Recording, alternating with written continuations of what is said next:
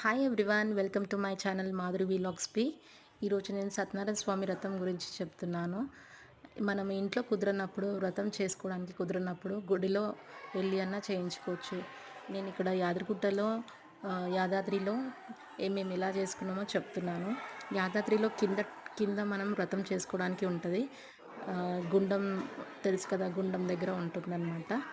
అక్కడే పక్కన మనకు వ్రతం చేసుకోవడానికి హాల్ ఉంటుంది, పెద్ద హాల్ ఉంటుంది.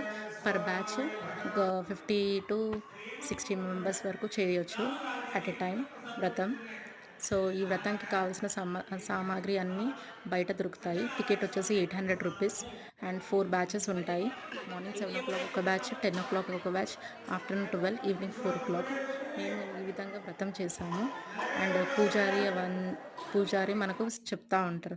మేము ఫ్యామిలీతో వెళ్ళి చేసాం. మీరు కూడా ఇలా చేసుకోండి. Thank you.